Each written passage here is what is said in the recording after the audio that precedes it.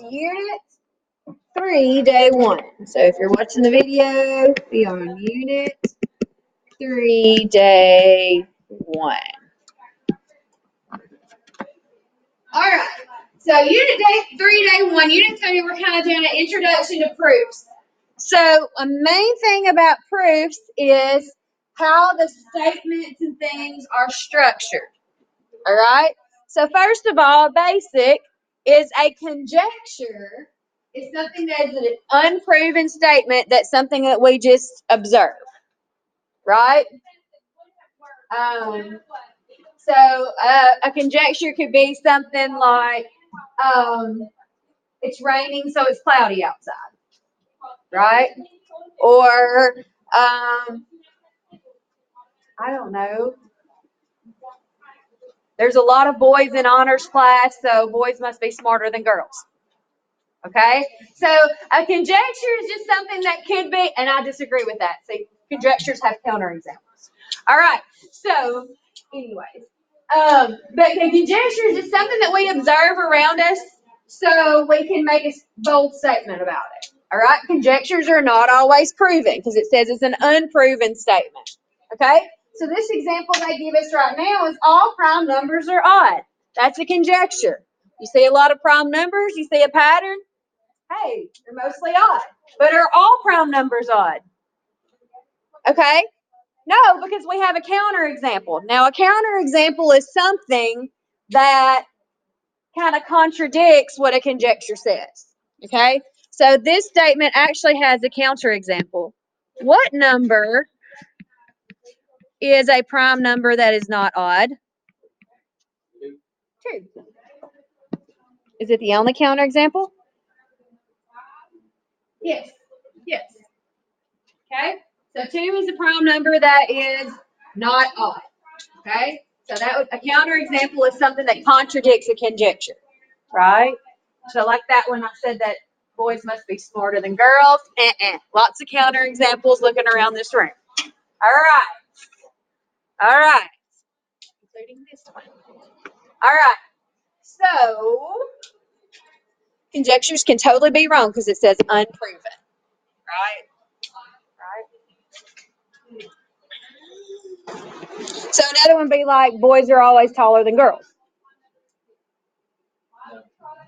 Most of the times it's happened if you look for the average height of 16-year-old boys versus the average height of 16-year-old girls. Yes, but there's some tall girls out there too, right? So there's always counterexamples, just about. All right, a conditional statement. Conditional statement. So most of the time when we see a theorem or a postulate in geometry, they're in the form of a conditional statement. All right? A conditional statement is a logical statement that has a hypothesis and a conclusion. So they'll like kind of sound like the scientific method a little bit, right? We make a hypothesis to start with, then we do our experimentation, and then we end up with a conclusion that we get based on our results, right? So a conditional statement just says all of that in one sentence, okay? I don't know. If little Johnny is taller than Sally, then boys must be taller than girls. Okay? That's a hypothesis and a conclusion. So, we write conditional statements in something called if-then form. All right? So, basically, the part of a statement that comes after the word if is called the hypothesis, and what follows the word then is called the conclusion. All right? So, what we're going to do is we're going to take some of these conditional statements. They don't have the words if and then in them right now, and we're going to change it into an if-then form of a conditional statement. So this says all birds have feathers. So we're going to rewrite this statement into a hypothesis and a conclusion. So one way we could say it is if an animal is a bird,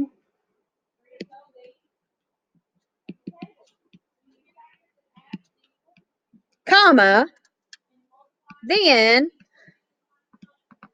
it has feathers. So when you're writing it in if-then form, You want to kind of go in the order that it lists things. First, it talked about birds, and it talked about feathers. Okay, so you want to put birds in your hypothesis, and then feathers in your conclusion. Does that make sense? So this part is the hypothesis, and this part is the conclusion. Does that make sense? After the word if is the hypothesis, after the word then is the conclusion.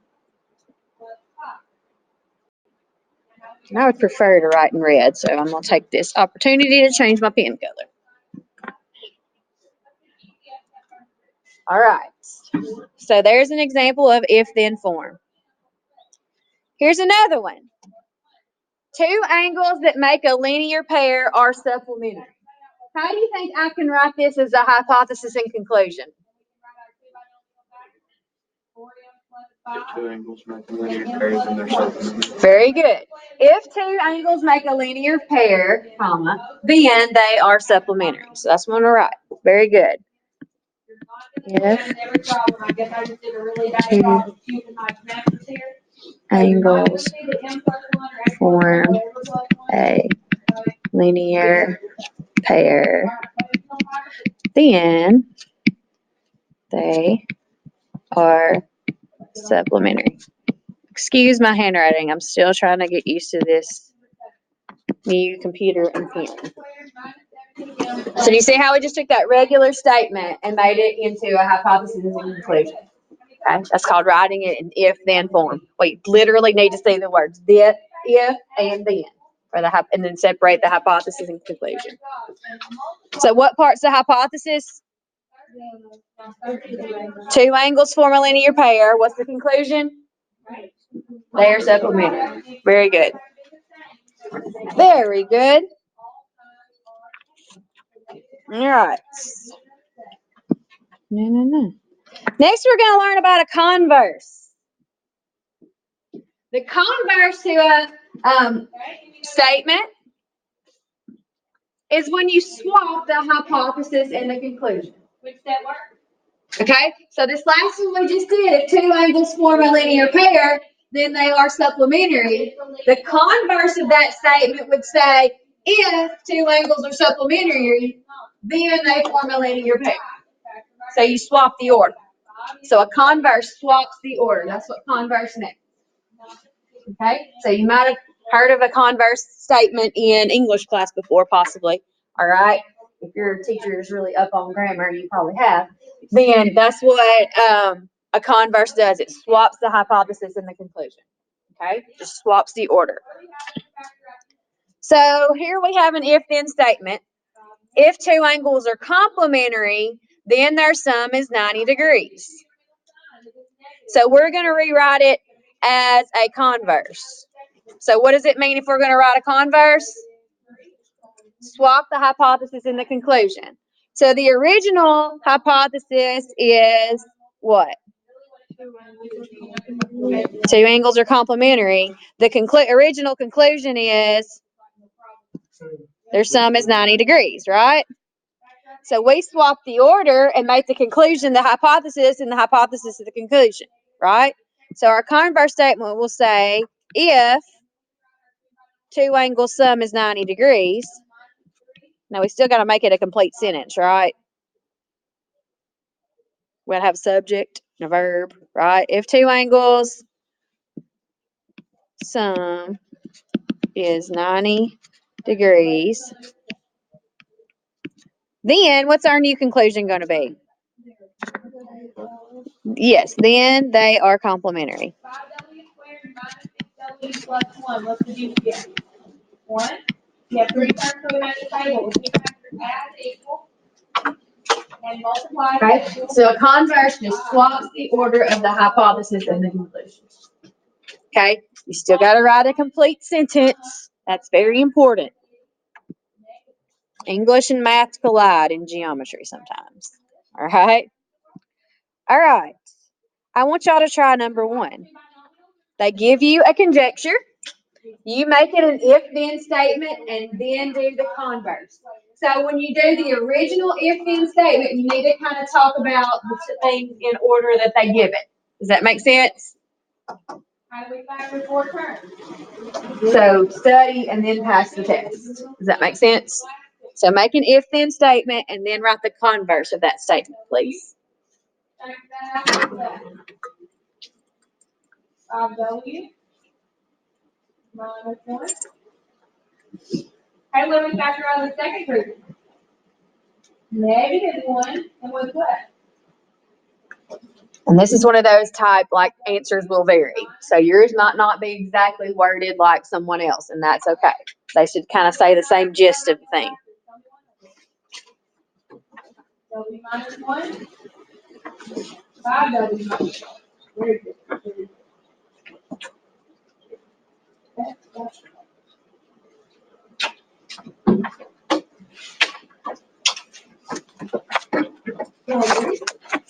no. Maybe just don't care. You ready to practice for? You ready to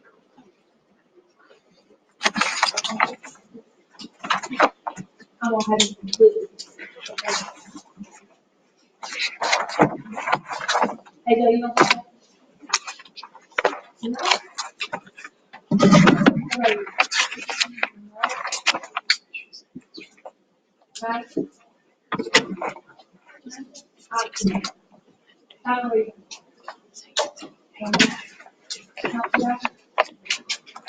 Where are we?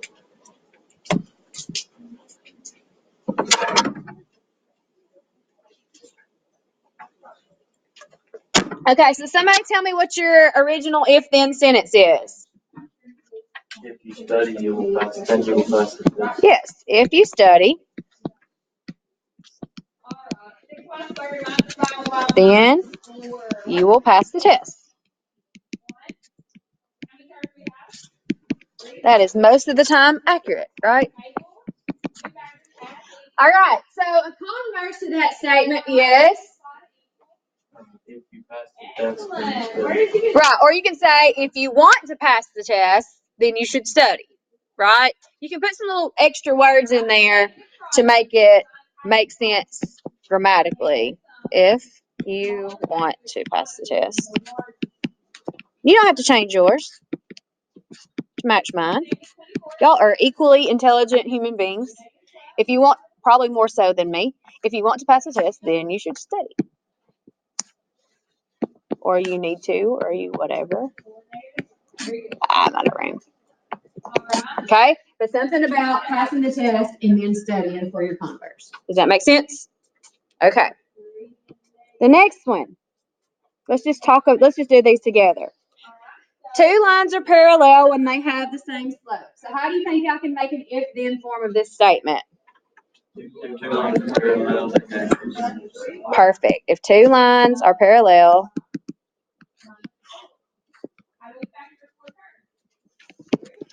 then when they have the same slope.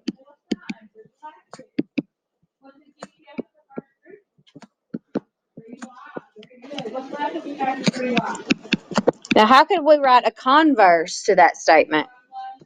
if two lines have the same slope, they're parallel. Very good. If two lines have the same slope, then they are parallel.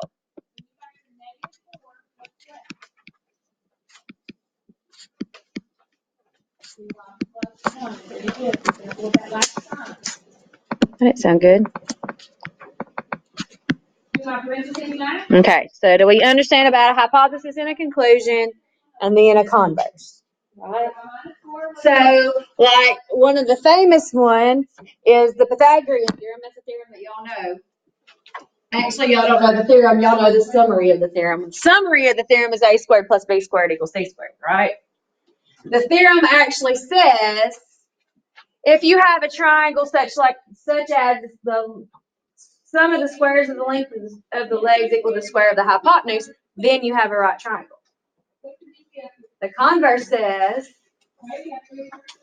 if you have a right triangle, then the sum of the squares of the length of the legs equals the square of the hypotenuse. All right? So it swaps the order of if it's a right triangle, then a squared plus b squared equals c squared. The converse says if you have a triangle that fits a squared plus b squared equals c squared, then it is a right triangle. Does that make sense? So that's a popular theorem that you can see it has a converse that is used as well. All right, turn the page. Oh, and I have not prepped my notes. Freeze it. Freeze it. My froze, yeah. Sorry, I thought I erased everything, but I didn't. I think the thing quit recording. I have hidden it. So it is technically still recording my boo-boo. So you people watching, you're seeing your teacher mess up. It's okay. It happens. So, yeah, I'm still recording, but I just have it doing it in a web browser, and I told it to hide the button because I kept touching the button to make it disappear, and I didn't want to do that, so I told it to quit. Okay, now where we're supposed to be. Sorry about that. All right. You might want to highlight this whole page and be like, study, study, study, because your quiz for this unit is going to be mostly properties. Your practice tonight is going to be properties, or today, whenever you do it, okay? Your practice for today's lesson will be over properties. So you're going to see an example, and you have to match it to the property. Same thing with your quiz on sometime next week, probably Wednesday-ish next week, okay? So, Wednesday or Thursday, I'm not sure. So let's just talk about properties, okay? These are going to be properties of equality. So that means these work for equations. Now tomorrow we're going to start seeing proofs about equations, all right?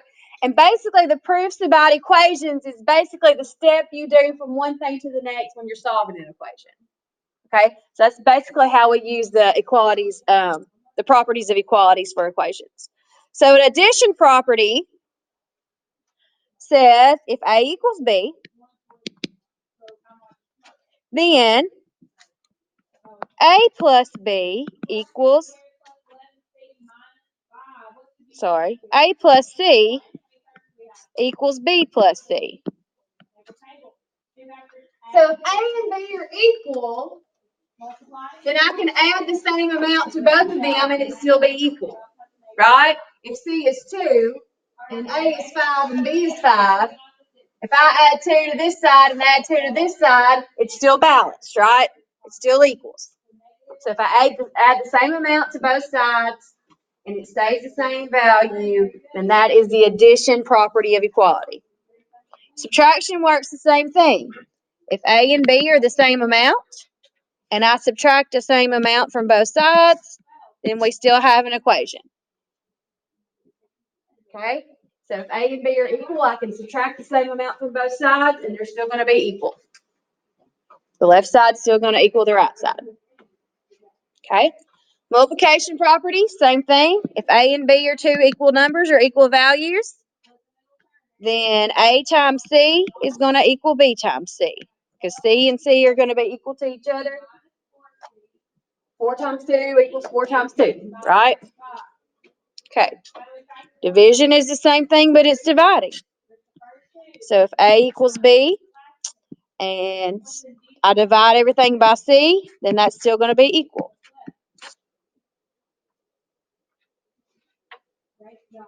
That makes sense? That's what I'm doing. I'm just talking in general tense with variables. It makes more sense with numbers, I know. All right, what property is next? Distributive. So y'all help me distribute this. What's A times B? Whoops, sorry. Extra things popping up. AB plus, what is A times C? AC. Good. So again, we're just talking in the general tense with variables instead of numbers. We know that they each can stand for any number, right? Okay. Substitution property. Now these next ones work for everything, not just equations. Okay? Substitution property.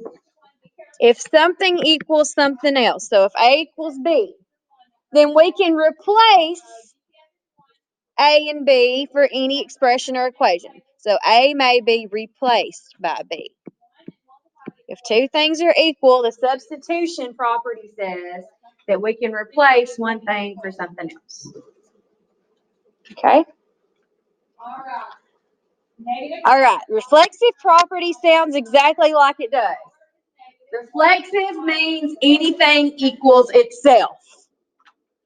So if I have a number A, then A equals A. Now you might say, when will I ever need to say that something equals itself? Of course something equals itself. Well, when we get into like proving triangles congruent, we're going to have to use the reflexive property to say this segment equals itself. Okay? Because you'll have to have so many parts of the triangle you have to show are congruent. And so you might have to use it a segment equals another segment that are actually the same segment. Okay? So reflexive just means something equals itself.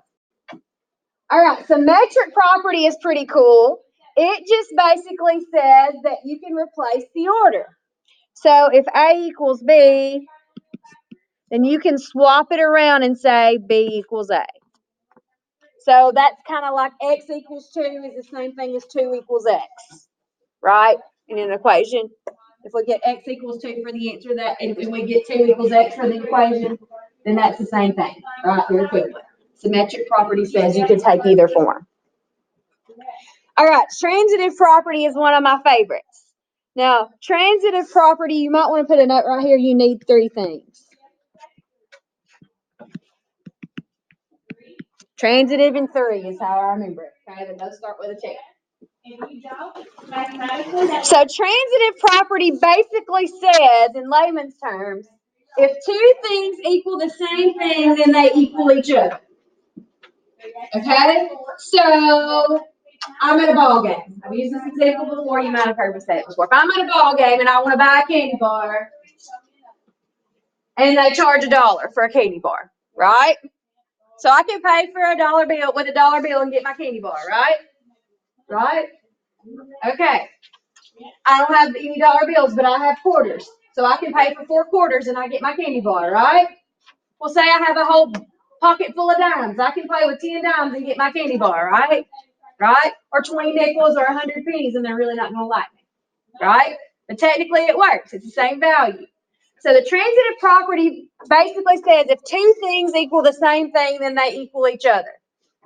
So if A equals B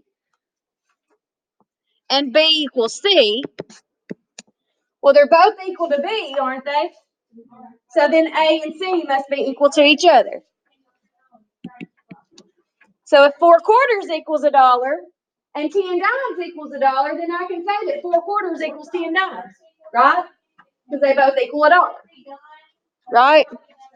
Okay, so that's transitive property. So you're comparing 3 different things with transitive property. All right, so that's technically the end of notes for today.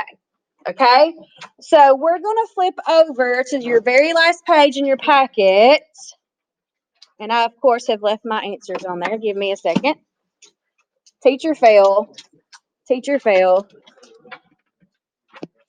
I don't want y'all cheating from me. Yeah, they're seeing it, but it's okay. They can pause it and fast forward. Not that they will, but I'm not going to do all of it. It's okay. They're missing out anyway. Okay.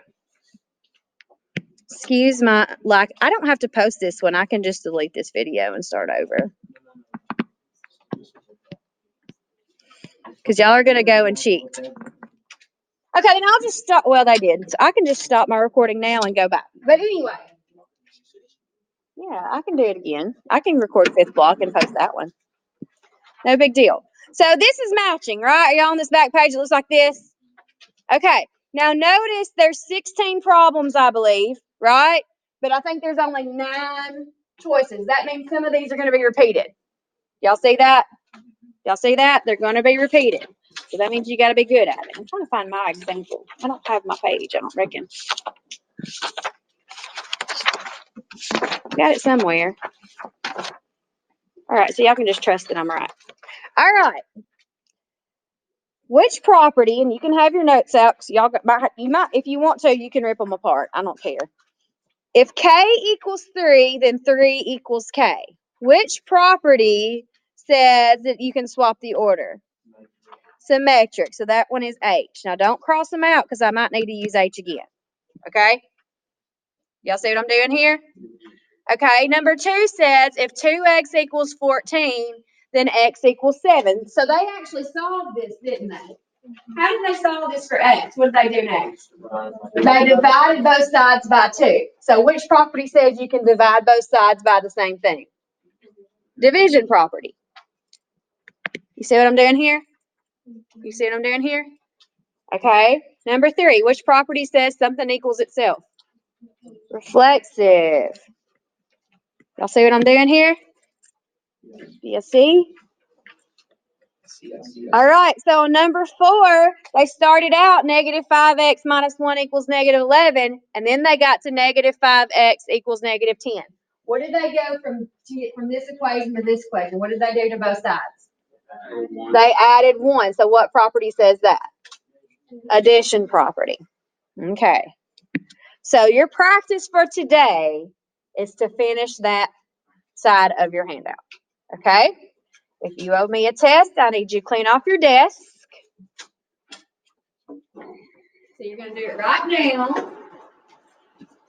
Clean off your desk, because so people that have a test that they still owe me will have 45 minutes, and it needs to be finished before the end of class today. All right? So everybody else just keep working, and when you finish, please sit quietly so those people can take their tests. And this is the only assignment for today, if that's okay with you guys. All right? All right. Test takers.